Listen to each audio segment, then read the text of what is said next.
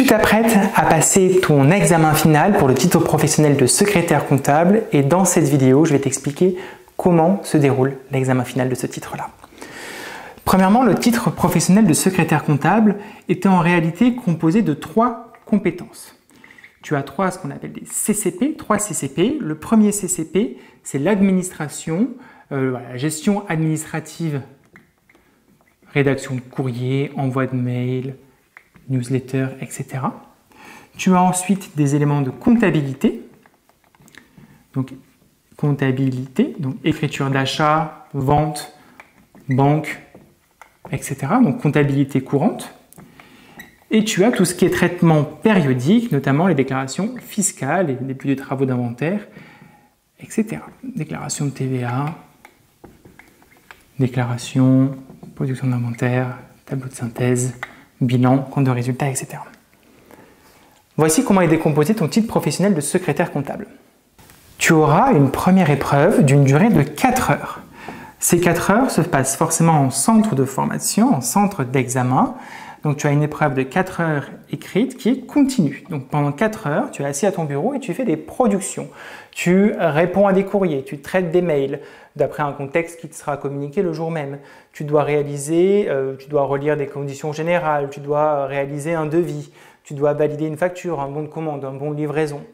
Ensuite, on va te demander de produire des écritures comptables, de les renseigner dans un journal, de vérifier un grand livre, de vérifier des informations, de peut-être produire des opérations d'inventaire, saisir un amortissement, une dépréciation.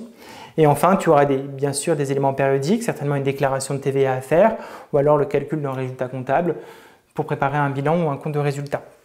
Donc tu as 4 heures à l'écrit. À l'issue de ces 4 heures, tu dois imprimer les documents, mais ton centre, en tout cas chez Aodeo, on t'expliquera tout ça à ce moment-là. Donc tu imprimes des documents ou tu les remets sur une clé USB si jamais c'est accepté par les jurés, donc clé USB ou impression selon ce qui est demandé.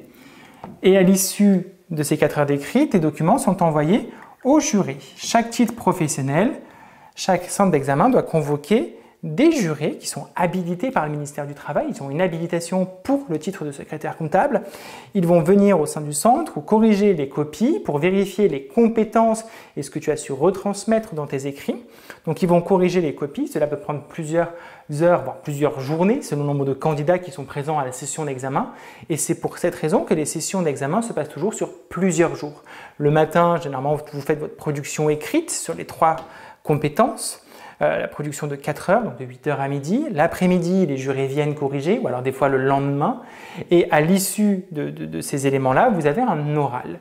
Vous avez exactement 2 oraux. Un premier oral de 20 minutes, qui est un entretien technique. Pendant ces 20 minutes-là, les jurés vont vous poser des compétences sur vos productions, sur notamment ce que vous avez pu rater, pour vérifier si en fait c'est juste un loupé, mais que les compétences sont bien là.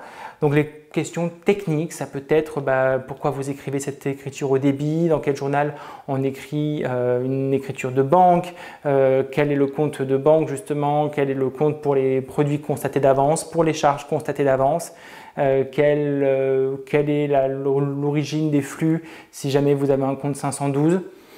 Plusieurs questions techniques qui vont permettre au juré de vérifier que vous avez le vocabulaire métier, que vous avez bien sûr les compétences et que si jamais vous avez fait des erreurs lors de l'écrit, ce ne sont que des erreurs, des oublis, des loupés, mais que les compétences sont bien là et que c'est peut-être le stress qui a fait que vous avez perdu vos moyens. Les jurés sont tout à fait conscients que le stress fait partie d'un examen aussi. Après ces 20 minutes d'entretien technique, donc qui sera basé sur ta production écrite et sur des questions de cours, des questions théoriques, qu'est-ce qu'un amortissement, linéaire, dégressif, des questions purement théoriques par exemple.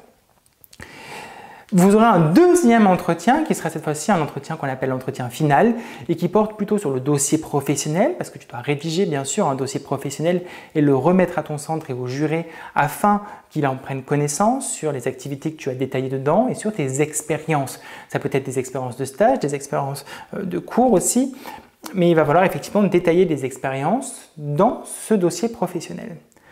À l'issue des 4 heures d'écrit, des 20 minutes d'entretien technique et des 20 minutes d'entretien oral, les jurés délibèrent en connaissance des écrits, du compte-rendu de l'oral, de ton dossier professionnel, mais également des évaluations passées en cours de formation. Lors de ta formation, tu as passé plusieurs évaluations qui sont obligatoirement transmises au jury du ministère du Travail afin qu'ils en prennent connaissance.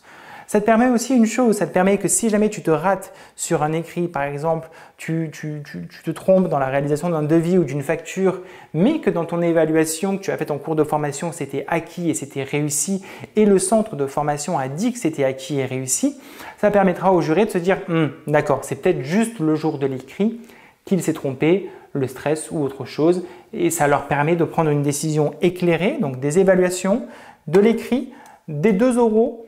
Et à l'issue de cela, ils vont remplir leur procès-verbal pour dire si tu as validé entièrement le titre professionnel, donc tu as acquis les 3 compétences. Si seulement tu en as acquis qu'une sur 3 ou 2 sur 3, et on parle dans ce cas de réussite partielle, ou si malheureusement tu n'as aucune compétence acquise selon les jurés, selon les critères définis par la grille du ministère du Travail.